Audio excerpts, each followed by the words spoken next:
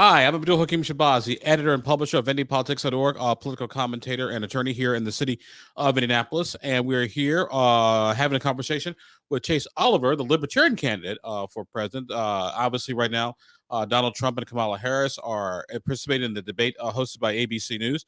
But Chase was not invited to participate, so we just figured have a little conversation here. So, Chase, my friend, always good to be here. Thank you for coming. Hey, thank you for having me here. And I look forward to kind of counter-programming what the duopoly is putting out there on the debate stage. I think it's always important to hear an alternative view. And so far, I think what we've heard tonight is just kind of back and forth on who's been worse in the economy. And I have the answer. They've both been terrible in the economy. Well, first of all, let our audience know, for those folks who are watching, who is Chase Oliver? And why are you running for president? Yeah, well, I'm a 39-year-old resident of Atlanta, Georgia, and I am I've been a political activist my entire adult life, but I've been a libertarian party member for the last 10 years, and I really think voters deserve to have more than two choices on the ballot, and we need to have a choice that actually represents free market principles, which we're not getting from the Democrats, we're not getting from the Republicans. And so I wanted to make sure that voters had an alternative that they could feel good about voting for, that's going to allow them to empower their own lives and control their own destiny, so long as they're not harming anybody, which is what liberty is all about. And we're just not seeing that from either Kamala Harris or Donald Trump. And it's time we have that on the ballot. Now, I'll be asking, obviously, Chase some questions. We'll follow the questions along with the debate. If you got a question or two, you can text us in the chat room on our various platforms. We'd be happy to have your questions. I just got one question on the economy. And the question is, the economy, the cost of living. Are we better off than we were 4 years ago? I think in some aspects we are, but in many aspects we aren't, because we've continued the debt and deficit spending, which has created the inflation pinch we're all feeling. That inflation pinch was not just solely responsible from the Biden and Harris administration. Much of what we're feeling now that's making our life more miserable than it was 4 years ago is the inflation coming home to roost from all the COVID spending, $2.2 trillion in COVID spending. And Donald Trump said that wasn't even enough. He actually wanted Congress to pass more, which would have created more inflation. And so I think, yes, we've taken a step backwards, but it's not just the Biden administration that's solely responsible for that, because the inflation is at the feet of both the Biden and the Trump administrations. Well, let's talk about inflation, because obviously inflation is a big issue, a big deal. How would you, as president, address the inflationary issue? Well, the first thing we have to do is stop the primary driver of inflation, which is debt and deficits. We're printing trillions of dollars out of thin air. When we do that, it devalues the dollar that's in your pocket or in your business or your bank account. And the quickest way to stop that is to balance the federal budget, to say we're not going to be spending more than we're taking in on a yearly basis. This used to be a rational idea, right? Like Democrats and Republicans actually balanced the budget in the late 90s during the Clinton administration. That was seen as good for the economy. That's the last time we had the largest explosion of the middle class in this country. And since then, that's become more and more of a radical idea as we've entered into this atmosphere of continuing resolutions, omnibus spending bills, Congress not really even legislating, amending things, being handed bills in the middle of the night that are thousands of pages long and being told to vote on these things. There's a real breakdown in the governance of this country, and much of it starts with the out-of-control spending in Washington, D.C. So how do you get the spending under control? Well, if you get elected president, I would challenge the Congress to let them know if they give me a budget that isn't balanced, I'll give them back a budget that is vetoed, and challenge them to actually make the cuts they need to make. Otherwise, they're going to have to override me. And if they do that, every dollar of debt and deficit that gets added is on their heads, not the executive branches. And we will continue to challenge them to balance the budget, to get spending under control by not adding taxes. We don't need to tax our way out of this. We need to cut spending to get our way out of this mess. Where would you start with your spending cuts? Well, you got to start with the primary drivers. So in the domestic budget, the discretionary budget, that's the military. The Pentagon spending, we spend trillions a year. We can cut that in half and still be fully military ready, I think. But the other primary driver is the entitlements: Medicare, Medicaid, Social Security. We libertarians recognize that the government is probably the worst facilitator of healthcare that you can find, and you're not going to get a great retirement outcome out of Social Security. You're better off just putting your money in the S&P 500. So let's start with Social Security, because you sort of got sort of three sets of people. You have our parents, who are sort of the baby boomer generation. They paid into it. They're in their retirement years now. You got us, who are sort of Gen X, who are sort of half Social Security, sort of half not. But then you got sort of the millennials, Gen Z, who haven't really just started their saved in Social Security. So what is your plan to deal with those three distinct populations? Yeah, so for those who are already at or in retirement or very close to it, my parents, a lot of people's parents and grandparents who live on a fixed income, they would get to maintain that. We would let them retire on that, because they're not able to prepare themselves going forward. As we get to younger generations, say the Gen Xers, you're going to see a sliding scale of benefits rolling backwards until we get to about where you're 40 years old, which is where I am, where you're not going to receive benefits, but of course you're also not going to have to pay the employee contribution. You can take that money and invest it instead into a retirement account, a mutual fund, anything that's going to provide you a better return on your investment than the Ponzi scheme of Social Security. And so this allows for those who are at retirement or near retirement to be able to retire with some sort of security. It allows those who are maybe a little bit younger, who are nearing retirement, but still able to save up to create a better retirement for themselves. And for younger workers, it tells us it is our responsibility, which it needs to be our responsibility to save for our own retirements. Should retirement accounts be mandatory? No, I don't think they should be mandatory. I think if you are somebody who is going to be irresponsible with your money, eventually it's going to be charity or mutual aid that's going to have to help you out in the long run, or family or something else. But no, government shouldn't be mandating that you have to save money and put it away. It's a good idea, and good ideas shouldn't require force. We're talking to Chase Oliver, the Libertarian candidate for president of the United States. As former President Donald Trump and Vice President Kamala Harris are on the debate stage right now. Chase was not allowed to participate in that debate, was not invited. So we just said, hey, we'll just have a little get together right here. Let's talk about sort of foreign policy, national defense. How about going after the military budget? What would you cut specifically? Well, I think we need to start first off removing our military footprint from war zones around the world. We need to stop the policy of drones, which these multi-million-dollar drones do cost a lot of money. But really, we need to start removing our military footprint in terms of infrastructure, logistics. We need to find the bases that are going to be easiest to close most quickly and gradually pull ourselves back to where we're not militarized around the world. This is one of the reasons why there is so much tension with the United States foreign policy wise. We have military bases all over the world. It seems like to many other nations around the world that we're trying to basically control the world through these regions, through our military actions. I think the first thing we need to do is find the quickest to close bases, close those bases, remove ourselves from theaters of war, and to stop funding military aid to the benefit of the military industrial complex. One of the things, though, with respect to the military and our base structure, even though the threat may have changed, a lot of folks, and for us too, our national security folks say we're there for stability and security, because as long as the United States is there, nobody's going to start picking up guns and start shooting each other and have a world in chaos. And we've got to come back and sort of clean up the mess that we sort of left. I think honestly, we have the world's most powerful Navy. And we have the ability to basically have floating fortresses around the world. We can be active in any area of combat that we need to be very quickly. We can mobilize. This isn't World War II where it just takes a long time to be able to move logistically around the world. We're able to move those resources into places we would need to be fairly quickly without having these permanent bases everywhere. I think it's kind of 20th century thinking to think that we have to have permanent military installations to have military readiness around the world. I think nowadays that's just not the case. Maybe it was 60, 70 years ago. But in 2024, I think, with the aircraft carriers, intercontinental ballistic missiles, drones, we are able to basically respond anywhere we need to if we were to declare war, which is the most important thing. If we're going to go to war, Congress should declare it. That is their constitutional role. We have not had a congressionally declared war formally since World War II. I think it's time that we ask Congress to hold their responsibility. I got a question. And by the way, you can text us your questions on social media and all the platforms as well. One of the big things about is tariffs, because that's been a big topic of discussion. Donald Trump has talked about imposing tariffs on China and other foreign countries. I've always argued a tariff is basically a tax increase because businesses don't pay tariffs. They pass those costs along to the consumer.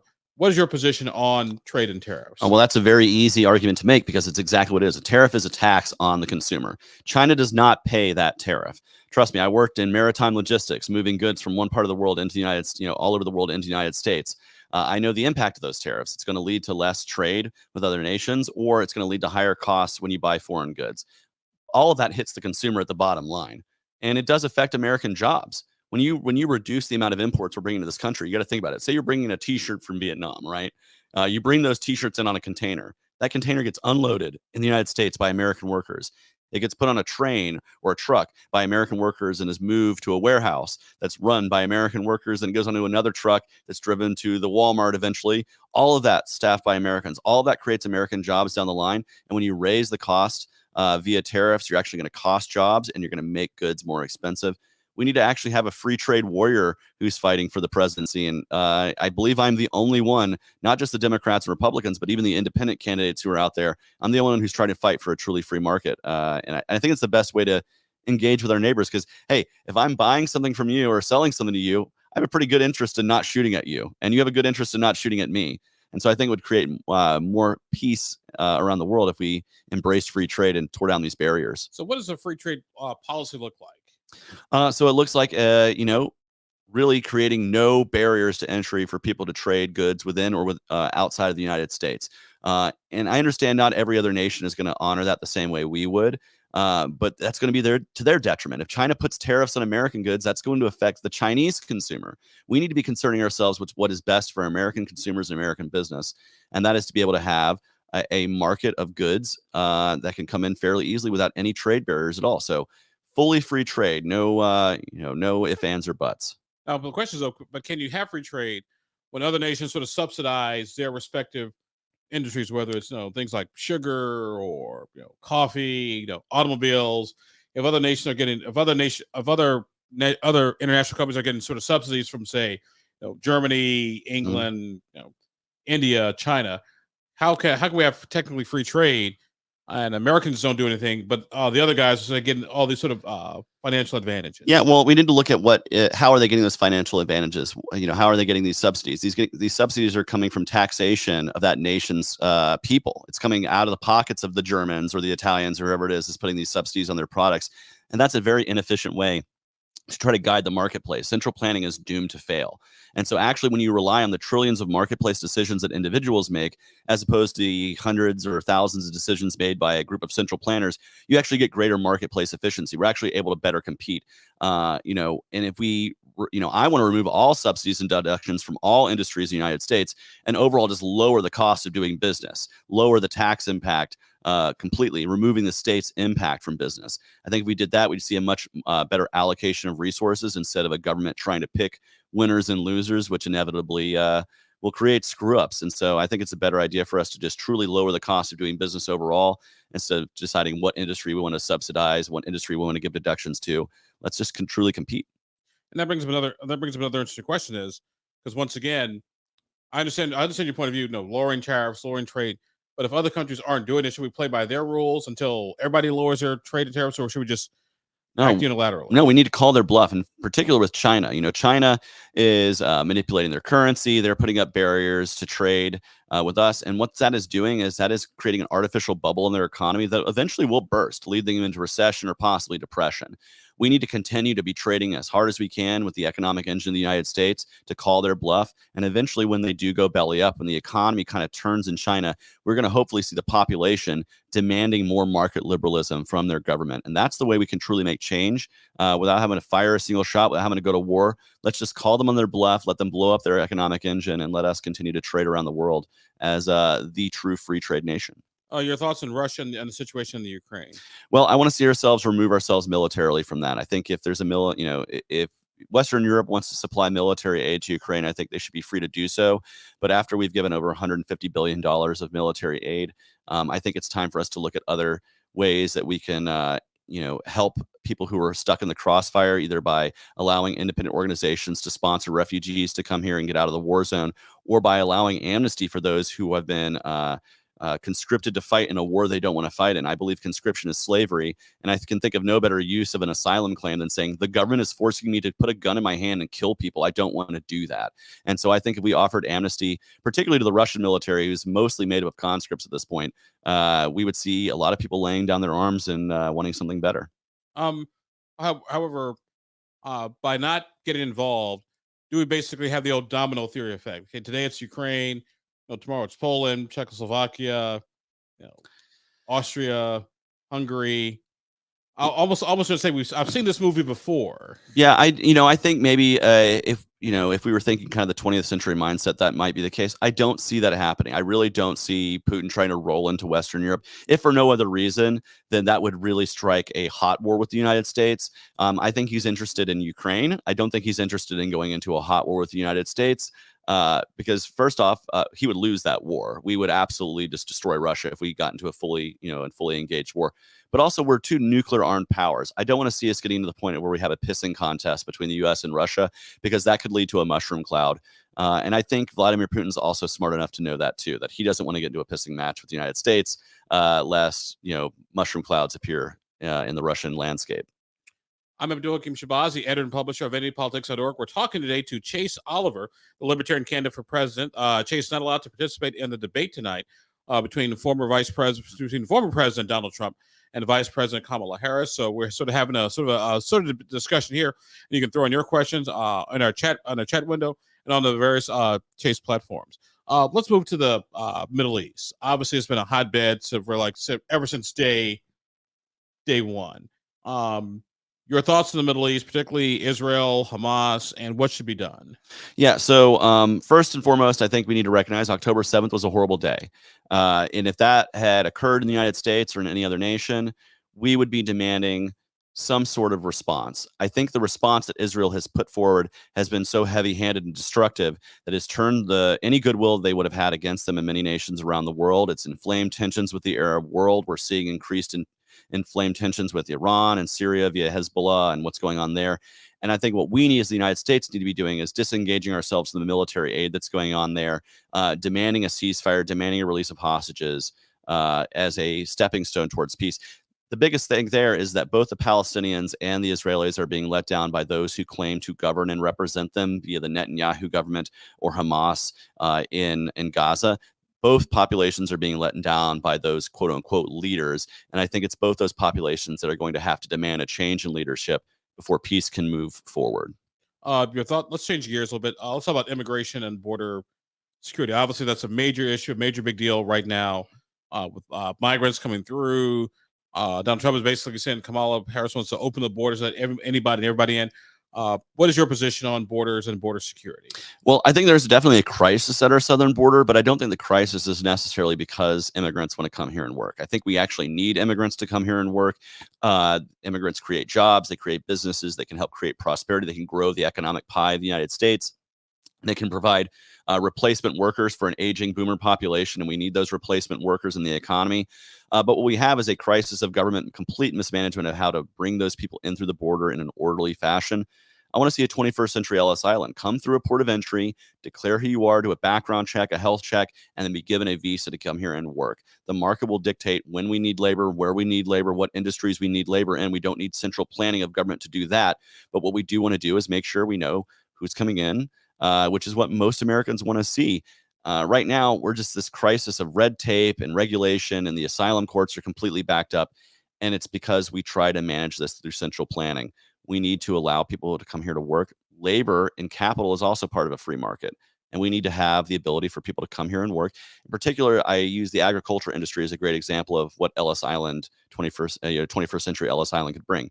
If you work in agriculture, you really only want to be here during planting and harvesting season. That's when you're making your money.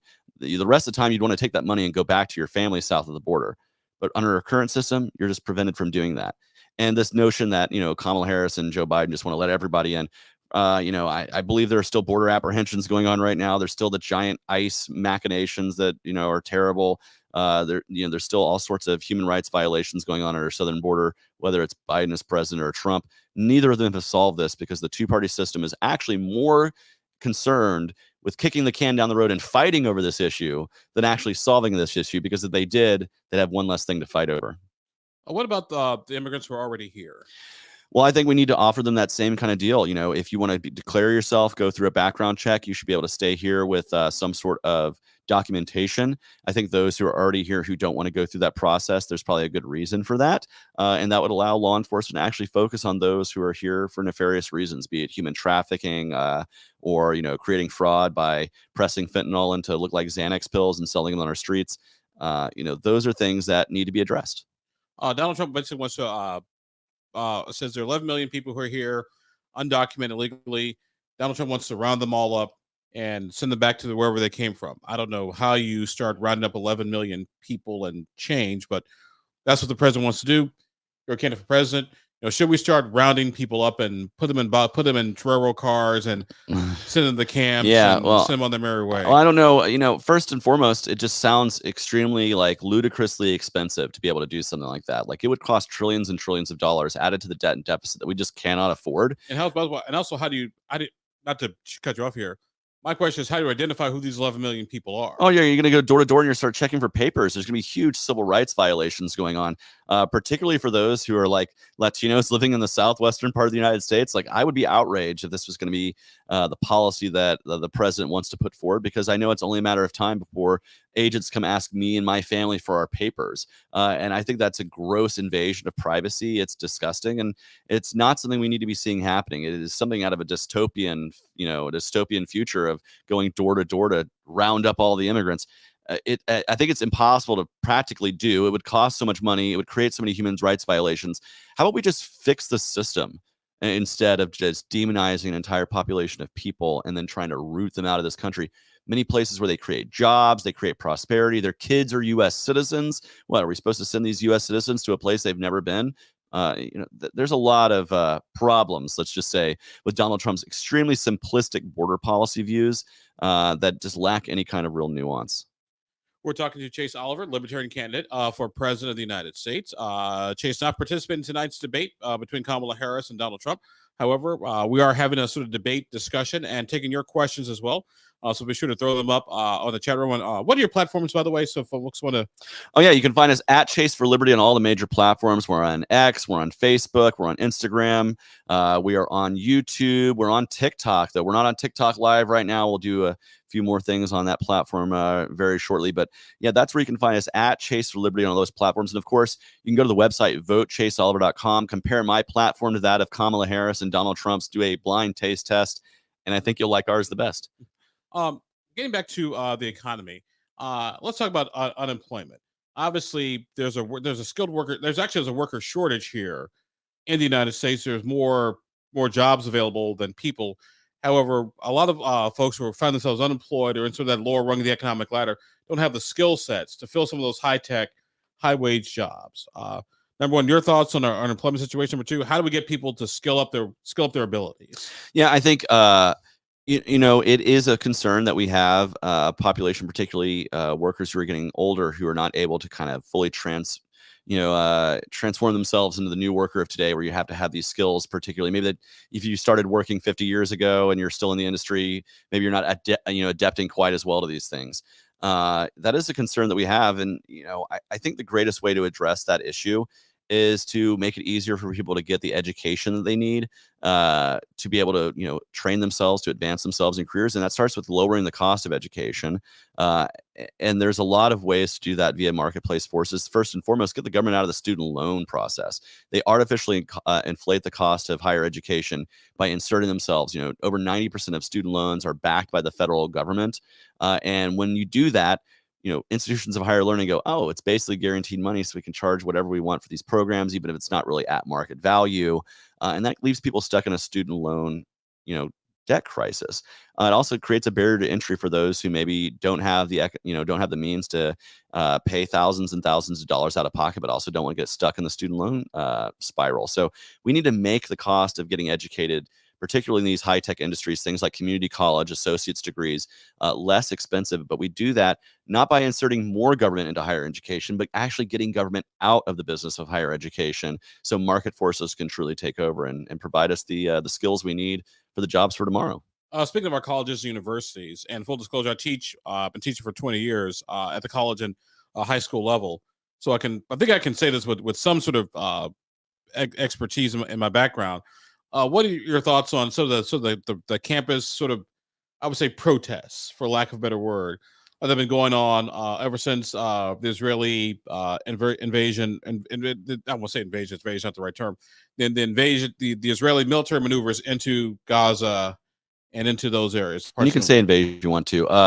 But, I think free speech is something that should be valued. And I think students should learn the value of free speech and be able to organize and protest. And so long as harm is being done to people, as long as they're using their voices and not their violence, I think they should be allowed to do that. They should be allowed to have their voices heard.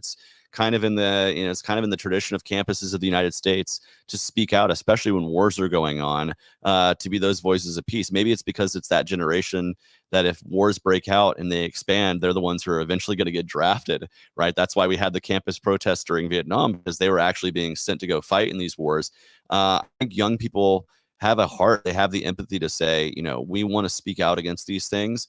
Maybe not the most organized way to do it, maybe not the most effective way to do it sometimes, but they should be allowed to have their voices be heard. Free speech is something we should absolutely defend in this country, even when it's controversial speech, even when it might make some people uncomfortable. We have to encounter uncomfortable truths all the time, and campus protests should be no different. Your thoughts on the whole debate over diversity, equity, and inclusion? I believe in hiring the best people for the job. I don't think you should have to really look at the color of one's skin or one's faith background to determine that. I think we need to have true equality in terms of treatment under the law, in terms of bidding processes. But no, I don't think we should have to create diversity artificially through quotas. First off, we are a more and more diverse nation as the years go on. So naturally, our workforce is going to continue to diverse as we go in. And I don't think we need to have government programs to make that happen. Just to push back just a little bit on the whole diversity, equity, inclusion, I fundamentally agree with you. We should all be treated equally. But there's some situations where maybe someone of a similar cultural background might actually work in a better position than, say, someone else. For example, if I'm dealing with inner city urban youth, some white guy from Noblesville or from some suburb probably won't be the best person to connect with that particular individual because they don't have not a whole lot culturally. Yeah. And again, you're hiring the best person for the job. It doesn't have anything to do with any kind of quota or hey, we need to have X number of people of this race or of this background or of this culture to be participating. No, you hire the best person for the job. If you're hiring for somebody who's going to be working in the city, hiring somebody who's lived in the city and interacted with that city might be better than hiring from somebody who's coming from the suburbs who has no real interaction with that community. You're still hiring the best person for the job. No DEI required. Let's change gears a little bit and talk about our judicial system. There's been a lot of controversy around the Supreme Court with their decision with Donald Trump's immunity, with the affirmative action decision, the whole 9 yards. Is it time for our judiciary to be reformed, or is the judiciary fine as it is? Well, I actually think we need to be looking into the judicial branch actually more in some cases in terms of things like protecting consumers from pollution and other things. We need to remove tort caps from that or from medical malpractice, so that way people who have been wronged can actually get adjudicated in court and actually bankrupt some of these people who are doing wrong by them, instead of having tort caps, which are like government mandated slaps on the wrists. Actually, as a lawyer, I've never been a big fan of caps on damages, but that's just me. That's my editorial comment for that. Hey, I don't think any lawyer is going to have a problem with no caps on damages. So yeah, I'm getting that trial lawyer vote with that one. But no, but the truth is that I think the judicial system can be used in that way. Do I think it needs reform? Ideally, like if I could wave a magic wand, I would love to have like term limits for the Supreme Court of 18 years. So that way, every 2 years, you're putting a new person on the court, unless a death occurs. But that would require us to amend the Constitution, and that is very, very difficult to do. There's a high threshold, and whether it's judicial power or congressional term limits, limiting that is going to be a bit of a challenge. Donald Trump has accused Joe Biden, Kamala Harris of sort of quote weaponizing the justice system to go after him. I disagree with that, but your thoughts on the justice system and is the justice system being weaponized? Well, I think it's not anything new to see people in power wielding that power to to kind of push their policies forward. I don't think that's anything new. And in fact, if you listened to Donald Trump just yesterday, he was at a rally talking about how he's going to punish all the wrongdoers who did all the wrongdoing in the 2020 election and all those people. And it certainly sounds like to me that he wants to use his, if he were to be reelected, to use the Justice Department as his own weapon, as a cudgel to bludgeon his opponents with. That is not the purpose of a Justice Department. The Justice Department is supposed to be truly impartial. If I were elected president, I would, of course, appoint an attorney general, and then I would be about as hands-off of that as department as completely possible, because you are also subject to the laws in the land as president, and you should be recognizing that the Justice Department should be something that's wholly separate from your political aims, from you wanting to punish your political opponents. That's not what it should be geared towards. It should be geared towards defending the civil liberties of the American people. That's the purpose of a Justice Department. That's the why we should have that. Sadly, though, and again, it's nothing new. people in power use that to their own ends. Joe Biden and Kamala Harris have certainly done this. I think Donald Trump did this during his 4 years. It's why Bob Barr resigned, for instance. He wanted to utilize the Justice Department in a way that Bob Barr found to be unconscionable, so he resigned. I don't think this is anything new, sadly, from those in power. Maybe we need to elect a libertarian or somebody who's got the brains in their head to say, we shouldn't be wielding the Justice Department as a weapon against our enemies. When if you become president, obviously the president makes the federal appointments to the judiciary. Congress has a constitution. The Senate confirms them.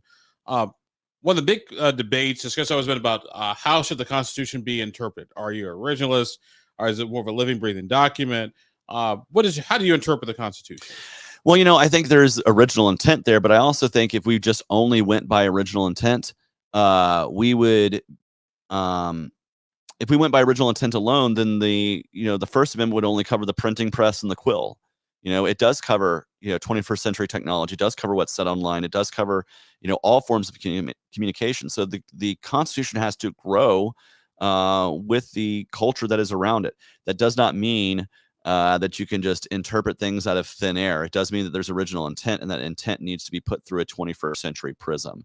So I'm somebody who thinks that maybe I'm not a strict originalist, like in the Rehnquist or the Scalia version of things, but I'm also not somebody who likes to see legislating from the bench, whole cloth creating doctrines. That's how we got things like qualified immunity and other things that I'm really opposed to, actually.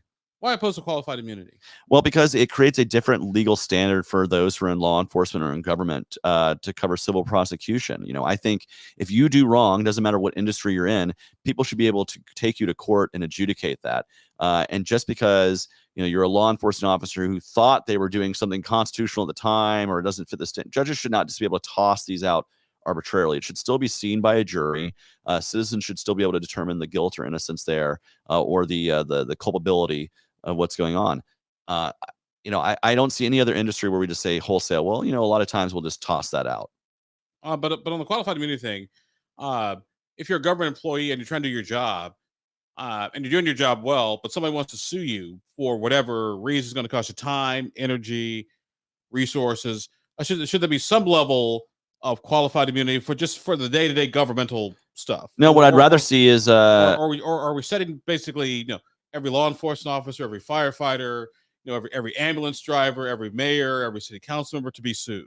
Well, I think honestly, a better way of instead of having qualified immunity, a better way to handle that is if you bring up a lawsuit that is deemed arbitrary and has no standing, you should be responsible for paying the legal fees of the people that you're suing, and that would stop people from these frivolous lawsuits if they knew, hey, if I'm going to put a frivolous lawsuit there and a judge clearly sees that I'm doing this for BS reasons and now I have to pay thousands of dollars out of pocket, that's an incentive to have people not do that. And I think that's a far better incentive than creating the doctrine of qualified immunity, which allows bad actions to happen from government or law enforcement officials that then get swept under the rug. Speaking of law enforcement, we had quite a few issues in this country as of late, whether it was George Floyd and what happened with him. The most recent shooting we saw recently, police action shooting. Your thoughts on all this police action shooting stuff? Well, this is another reason why I think we need to see two other criminal justice reforms. One of them being mandatory body cams, because it should never be an officer's word against a witness, or in many cases a dead body, as to what happened in a situation. An example I use is that in my home state of Georgia, the Georgia State Patrol does not have body cams because they say, we mostly just pull people over for speeding tickets, so we have the car dash. That's all we need. But 1 out of every 3 shootings in that department happens away from that car camera, and that's too many. And so we need to be mandating body cams so that we know exactly what police or officers are doing in these situations. The other thing we need to have is officers holding personal liability insurance. So when they do wrong and when they are sued and there's no qualified immunity, when a judgment comes, it doesn't come out of the parks or the other taxpayer funded local things in that community. It comes out of that personal liability insurance policy. That's also a free market incentive, by the way, to get bad cops off the streets, because if you've done too many bad things, you become uninsurable. And so that's what we want to see a free market incentive to get bad cops off the beat, so we have a more honest profession. Transgender LGBTQ rights. I think you should be able to have equal rights. Mm-hmm. Oh, we dropped out. Oh, can y'all still hear us? Oh, well, if they can still hear us, we'll keep we'll keep talking and we'll try to fix the video side. Trans and LGBTQ rights. I believe you should have the right to live as your authentic self in peace if you're not harming anybody, and that includes trans, that includes LGBTQ people. And ultimately, I leave, for instance, for trans issues, the instance of medical issues to be left in the realm of a patient and a doctor, as opposed to letting the government get involved there. We don't need central planning bureaucrats who have no idea what's going on in that person's head, in that person's body, or in that doctor's room, that doctor's office, to be legislating what's going on there. We've had about I want to say 10 years, I think, since same-sex marriage was legalized. The Supreme Court issued the Oberfeld decision. Uh, your thoughts on, like I said, the LGBTQ issues from that perspective? Well, as far as marriage goes, ideally as a libertarian, I think the state could ultimately be fully removed from the idea of marriage altogether. We could be getting private marriage contracts outside of the auspices of government. But absent that ideal for me, I think anybody should be able, any consenting adult should be able to enter into a marriage agreement with anyone else. And I think, despite what the critics might have said a decade ago, the sky is not falling. Western civilization is not fallen. There are no flying monkeys had taken us to Oz. Yeah, we haven't married our dogs, like all these things that we're told were going to be happening when I was young, and George W. Bush wanted to put a constitutional amendment to ban gay marriage because it will lead to the downfall of society. We just haven't seen that be the case, and I'm happy to have been proven right. Our guest on the program today is our good friend Chase Oliver. Chase is a libertarian candidate for president of the United States. We got about 40 minutes and some change left in our conversation with Chase Oliver as the debate takes place between vice presidential candidate Kamala Harris and Donald Trump as they vie for the Republican and Democrat nominations. Let's switch gears to January 6th. Your thoughts on it? Donald Trump said he had nothing to do with it. Some folks call it insurrection. I say it was basically treason trying to overthrow the government. But your thoughts on January 6th? Well, I think for Donald Trump to try to claim that he had nothing to do with it is quite laughable, considering he was on a stage giving a speech to many of these people, encouraging them to march to the Capitol. And then, of course, when the violence started breaking out, he was urged to, call in the National Guard, tell these people to go home, and he didn't for 4 hours. He could have much earlier on sent out a video saying, hey, I respect your passion. I respect you thinking that saying that I won the election. I agree. He would have said, I agree with you on these things, but it's not good to create violence. And I think he failed in that regard. And to me, I'll just say as a libertarian, right? Like I want to overthrow a lot of things the government does. Like if we're going to be marching to the Capitol, it better be for a better reason than to install Donald Trump for a second term when he didn't win the election. I think there are much better reasons to go after the government than that. But ultimately, I think much of what happened that day was very embarrassing. Like it was just embarrassing to see how quickly that stuff all broke down. And for those, I see people who say, oh, it was nothing more than basically a guided tour, or this, that, and the other. If that's what it was, we wouldn't have all been watching on television. Like I remember that day I was working, remotely. And I remember on the office chat, everybody's like, are you watching what's going on television? Oh my God, everyone turn on the TV. If it was just another day at the Capitol, just a regular protest, that wouldn't have been the case. And so I think it's kind of denying reality to say, oh, it was just a guided tour. But I also think, Donald Trump tries to downplay his own responsibility there. And of course he does, because he doesn't want to feel embarrassed by the fact that he tried to kind of sick a mob onto the Capitol. One of the big things, though, in the whole January 6th discussion in the subtext has been the issue of quote unquote election interference and election integrity, and folks trying to, in those battleground states where things didn't go quite the way folks had hoped they would, maybe sort of toughening the rules a little bit. What is Chase Oliver's position on election integrity? Well, I think the biggest election interference we see is coming from the two-party system that denies alternative voices in the ballot. There's a reason why I'm not in the debate stage tonight. It's because the two-party system is colluded to deny alternative options in the debate stage. That is its own form of election interference by denying the voters a choice, or actually being able to see their choices on a level playing field with the Democrats and Republicans. I want to see secure elections. I do think I'm an old school guy. I think having paper ballots that can be counted and recounted is better than electronic voting machines that are hard to audit, personally. But ultimately, I will say this: Joe Biden won the 2020 election. Donald Trump lost it. I don't think there was enough discrepancies to have turned that tide. There's always going to be some measure of wrong counting or illegal voting, these things. But I don't think what happened in 2020 rises to the level of that would have flipped the outcome at all. Well, Donald Trump just said in the debate, claimed that he actually won the 2020 election, like maybe like on Earth 4. But he does bring up an interesting question. How can you ensure our voters that our elections are fair and they can trust the results? Well, that is a great question, because ultimately that's the responsibility of Secretary of States and countries or in states across the country, as well as county election officials. Remember, this presidential election is not one election. It's actually thousands of countywide elections that are happening all over the country.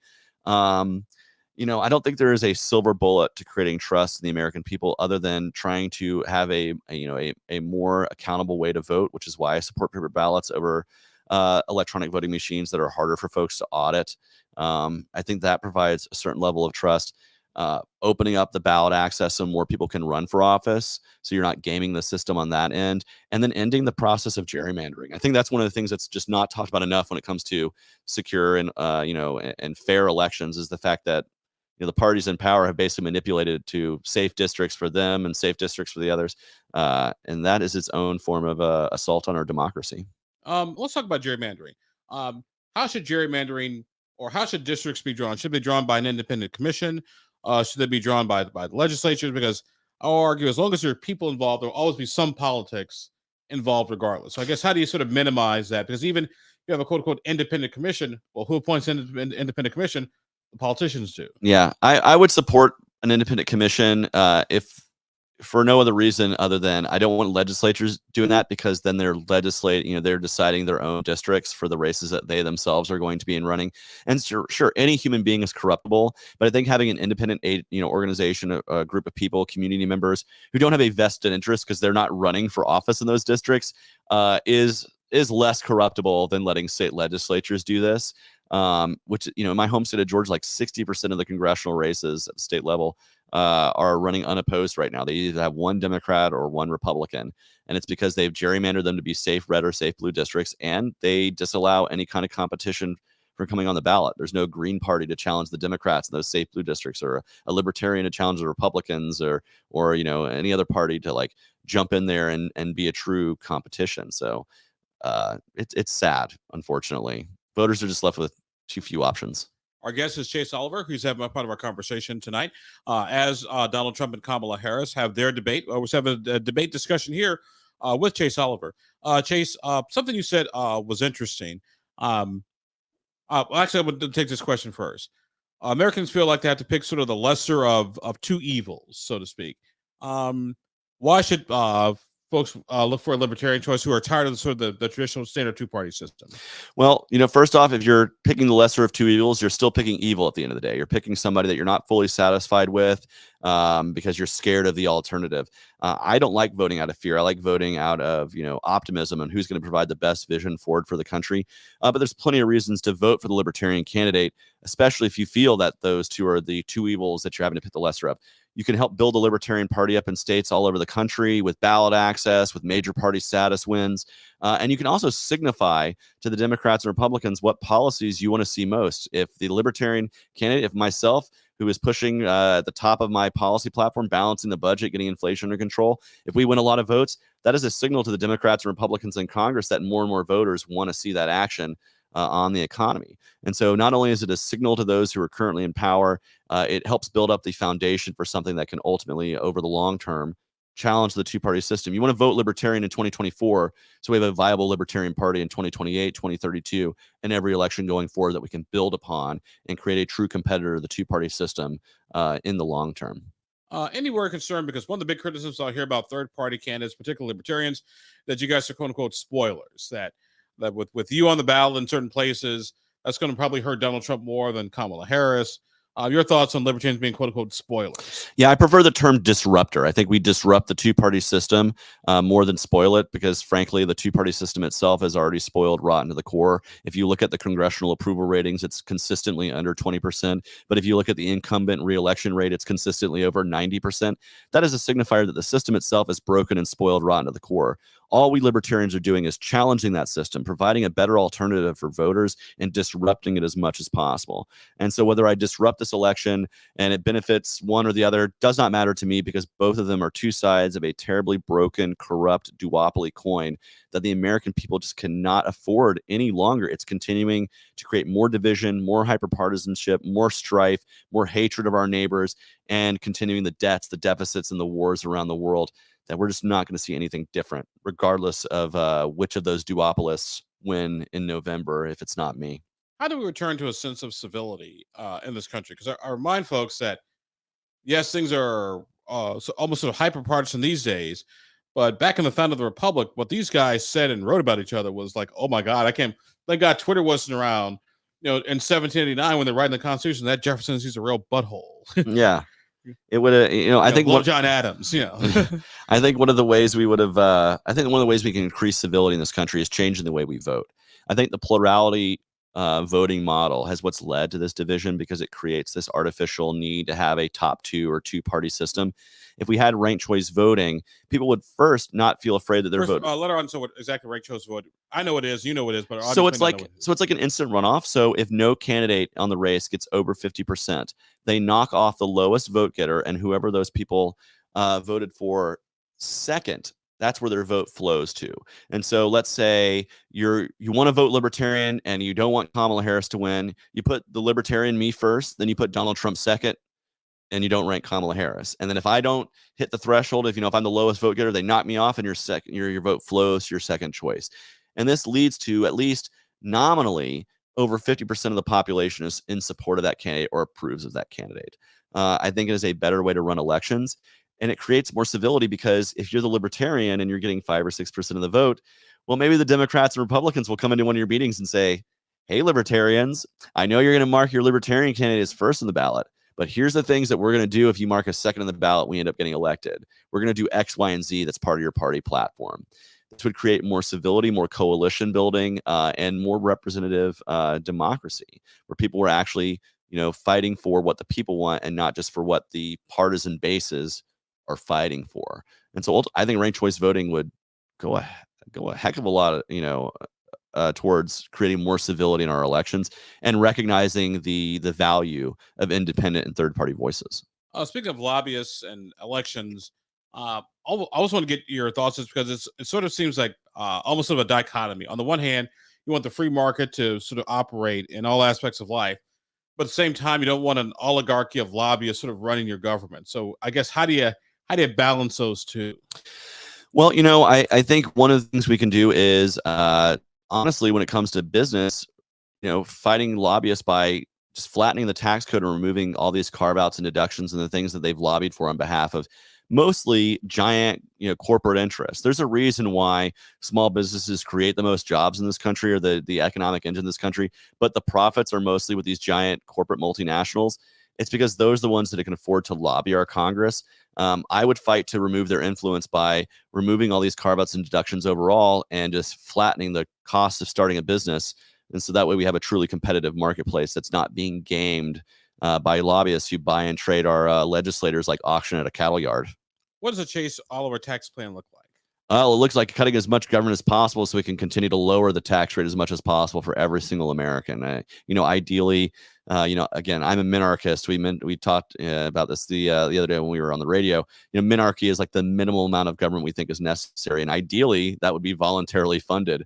So like in the absolute North Star ideal, we would have no forced compulsory taxation. But in the meantime, while we work towards that ideal, I think what we need to be doing is reducing the impact of taxation on individuals and businesses as much as possible, so that way they can allocate those resources more effectively and efficiently in the free marketplace. I want to go back to the Israel question. I had a question from one of our audience here. What would you do to get negotiate with Netanyahu to get the hostages back that are being held right now by Hamas? So I think one of the things we would want to do is Netanyahu would need to put forward a ceasefire plan.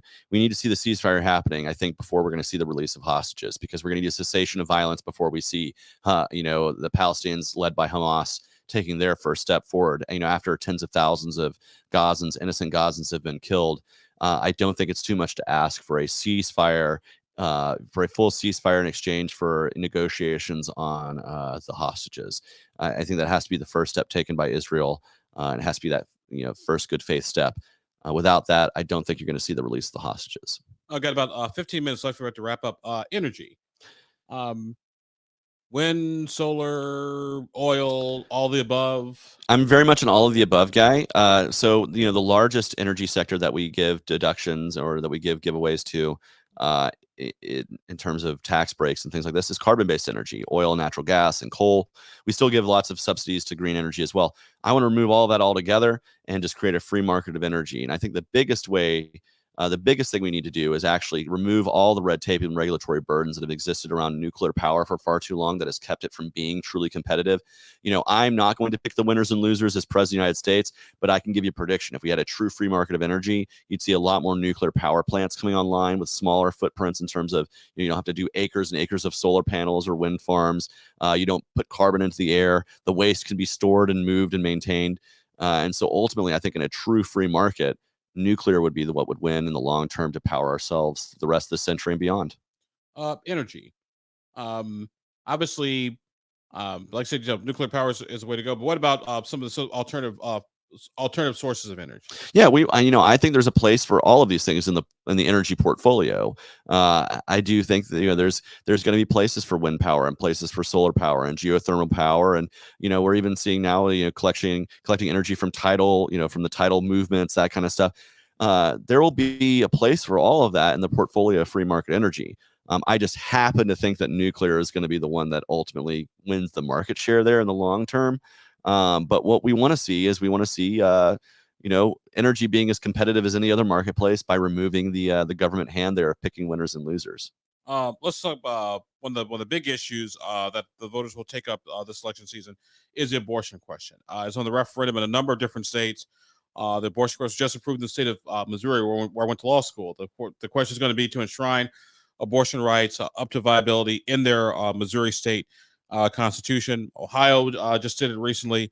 So like I said, all over the place, over the ballot. I think it's like down in Florida also this go around as well. Your thoughts on the abortion issue? Where are you on reproductive rights, reproductive freedom? Well, I am pro-choice. I do believe that, I believe in usually the most local government as possible. And I think when it comes to the question of abortion and bodily autonomy, that local government is your own self-governance, your own control over your own body. And so I would like to see, abortion being legal to the point of viability, and then post-viability having a doctor sign off on health of the life of the mother in those extremely rare cases. And I have also always been a supporter of the Hyde Amendment, which doesn't allow federal funds to fund abortion because when there's such a contentious issue, I find problems with taking people's tax. I don't want to tax anything. This is just one less thing to tax or use taxpayer money for, rather. But ultimately, I think there are steps we can take with the pro-life community to actually reduce the number of abortions. Making birth control over the counter, reducing the red tape around adoption will make those options more viable than having an unwanted pregnancy that you then have to terminate. And so I think there are steps we can take to absolutely reduce the number of abortions in this country without making it illegal. As for the electoral impact, I think in red states, even in the reddest of states like Kansas, you've seen abortion being defended at the ballot. I think it's going to draw out a lot of voters who want to see abortion rights defended. I don't know the electoral effect that's going to have, but voters who are voting to preserve abortion rights in those states can also feel comfortable in voting for Chase Oliver for president, because I am somebody who will defend your bodily autonomy and your medical freedom with regards to reproductive health. Shootings, school shootings, mass shootings. We just had another mass shooting not too long ago near your home, I believe. Yeah, about an hour or so away. What, if anything, can be done to address this issue? Well, first, the shooting that happened at Appalachia High School definitely hit close to home. I have family that lives in Winder. I have nephews that go to school in the school across. I have a nephew that goes to school in the school across town, and we know some of the victims that have been harmed in that shooting. My nephew does in particular. And so when I say it hits close to home, I mean it. But I don't think that we need to be going to just running to gun control as the solution. I think that's the solution that's been put forward by Democrats. The truth is guns have always been a part of our culture here in the United States. We need to examine what are the X factors that have popped up since shootings in schools have become more commonplace, since Columbine forward. I think the two major issues is the rise of social media, the ability for people to go online to say things they would never say in polite company behind a faceless avatar. I have some experience with that. And of course, when you are, and of course, if you're somebody who's lonely or isolated, you can find your way right into very extremist extremist points of view online. So parents need to be maybe paying attention more to what their kids are consuming online and consuming what they're, and what they're going through. And the other big thing is mental health issues that are with these shooters. We're seeing an entire generation of lonely young men who are being prescribed drugs as opposed to talk therapy or other methods to help with those problems. And in many cases, you're seeing side effects that lead to violent ideations. And we've seen many of these shooters actually on these drugs themselves. So that correlation maybe needs to be examined. And of course, we need to harden the targets of our schools. We need to make it harder for somebody to come into a school and do violence, both by making it harder to get entry into that school and also removing the lure of gun-free zones, making sure that we have, if we do have resource officers who are armed, of course, if there are teachers who want to go through some sort of training to show that they are able to defend themselves and defend their classrooms, we should allow them to be able to do that as well.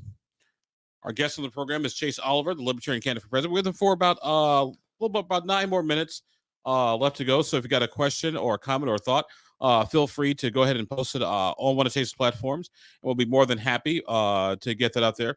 Also, we got another question from one of our callers. I'm here. Trump says if he wins, he will talk to Putin to settle this war. Do you believe that Trump could settle the war in the Ukraine? Well, he says he's going to do it if he gets elected, before he even takes the oath of office. I don't think that Putin's just going to be easily deterred by Donald Trump going there and just sitting around a conference room. I think what's really going to happen if Trump gets elected is the way he's going to pressure Russia in the war is. I worry he's going to threaten escalation, and that's going to provoke even further action. I don't think he can just oh, I got this all tidied up. That's not the way things really work. And I think Donald Trump often speaks both with simplistic and hyperbolic language that might be great for somebody who's not really thinking about stuff. But if you really want to get into the long run, he's not just going to be able to walk into the room and just, I'll just end this war with Putin tomorrow. There's a third actor there. There is the Ukrainians. They might have something to say about that. We got to go. So a couple minutes left here. So if you have a question or thought for Mr. Oliver, I'll say my last question for you in a couple minutes. Anything that we didn't talk about that you wanted to hit tonight? I think the biggest thing that we're going to be seeing from Kamala Harris and Donald Trump is them continuing to attack each other's records as opposed to providing a clear, principled vision for what we want to see going forward. Now, I'm not watching the debate because I'm talking with you right now, so maybe both of them have completely articulated clear visions for what they want to see going forward and haven't attacked each other at all. But if I was a betting man, I would say that that's probably not the case. And so I'm hoping those who are watching this today can see somebody who is articulating their positions, who's talking more about what we want to see going forward from the Libertarian Party, the Libertarian philosophy, than just merely attacking my opponents. Because if all I did was attack Kamala Harris and Donald Trump, I would be no better than Donald Trump or Kamala Harris. What makes your candidacy different than say Gary Johnson, who ran back in 2016, 2020? Well, I think it's kind of a different lived experience. I'm the first millennial candidate for president across the country. I think I'm the first candidate who's actually had to grow up in the post 9/11 world. So maybe that's shaped my worldview a little different than those who grew up in the Cold War mindset. I'm somebody who's had to go to, work every day and live, live that life of having to stretch paycheck to paycheck and seeing the bite of inflation that maybe, Gary, having been a governor and, been a very successful businessman ahead of time, maybe was a little more removed from. But that's nothing against Gary Johnson. I was super happy to vote for him in 2012 and 2016. But I think the biggest experience is, I haven't been in the trenches of government. I've been in the trenches of real life and activism, which, provides me a different insight than, say, an ex-governor. We have any more questions from our audience? Or let's see, we knock out a couple more questions real quick here. Drug policy, the position on drugs. Yeah, I want to end the drug war. I think it's been a massive failure. I think if we want to just tally up the wins and losses in the war on drugs, it's pretty clear that drugs won the war because drugs are cheaper, more potent, and more available than they were at the beginning of the war on drugs. One thing I noticed, not to cut you off, I'll let you finish.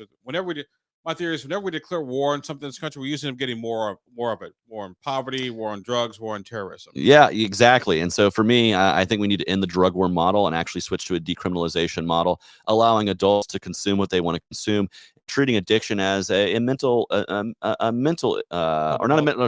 issue, rather. I don't know why I got stuck on that, but as a medical issue that needs to be addressed.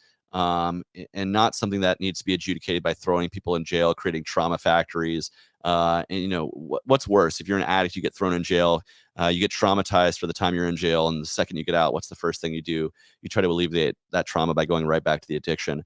I think there is a much better policy we take for it, using mutual and direct aid to address the crisis of addiction outside of the realm of government, individual organizations helping to address the needs in their communities, and find more rehab beds than prison beds. I think that'd be a better way to address addiction in our lives, but drugs in particular, hey, do what you want to do as long as you're not hurting anybody, and legalize it. Okay, and obviously, legalizing marijuana, I totally get and fully support.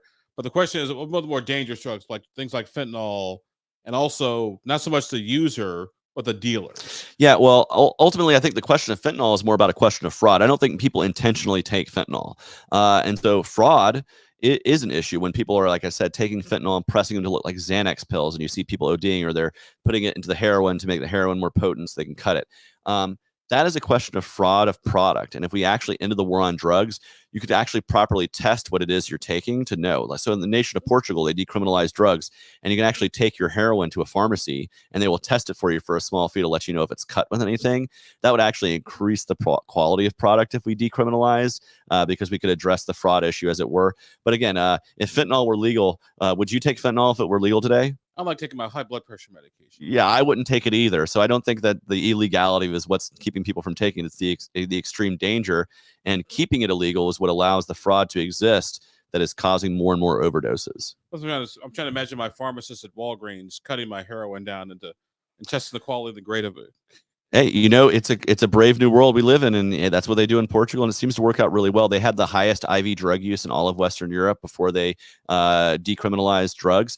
Now they have the lowest addiction rates in Western Europe. They've curbed the growth of HIV and hepatitis in those communities because they allow clean needles and clean use sites. And so, to me, just looking at a nation that's actually done it and seeing the positive aspects of that, I think that's something we want to move more in that direction, as opposed to the war on drugs direction we've been having since Richard Nixon, with no real success. Again, drugs have won the war on drugs. My final question for you, because we're almost out of time. I'll give you basically 2-3 minutes to make your closing statement to our audience. Well, my name is Chase Oliver. I'm the Libertarian candidate for President of the United States, and I want your vote because I know that voters deserve better than Kamala Harris and Donald Trump. I know voters deserve to have someone who wants to represent them, their families, and their interests, and empower them to live the lives that they want to live. We don't want to see the crushing inflation that's been caused by the Biden administration, the Trump administration's continuance of debt and deficit spending, which is the primary driver of the inflation that hits your grocery cart when you go to the store and you see less and less filling that up for the same amount of money. It is the Libertarian Party that wants to end the warfare state around the world and bring about true foreign policy that's rooted in the ideas of peace and diplomacy, free trade, and voluntary exchange. It's the Libertarian Party that wants to solve the crisis of immigration at our southern border, not by kicking the can down the road for another decade, but by recognizing that we need immigrant labor and we need to facilitate the ability for people to come here and work and start their American dream. It's the Libertarian Party that wants to get the government out of your life, whether it's in your bedroom, your boardroom, or just your own thoughts and the things you say and the way you express yourself. I believe you should be able to live as your authentic self in peace. And if you're not harming anybody, your life should be your life. Your body should be your body. Your property should be your property. And your business should be your business, not mine and not anyone else at the federal governments. And if you think this sounds like a good idea, I encourage you to go to votechaseoliver.com, encourage your friends and neighbors and community to go to votechaseoliver.com and support this campaign and help us travel across the country speaking this powerful, positive message of liberty that stands in stark contrast to the doom and gloom and pessimism of the Democratic and Republican parties. Chase Oliver, sir, thank you very much for being with us. Always good to talk to you. Thank you very much. And peace, love, and liberty to everybody who's out there.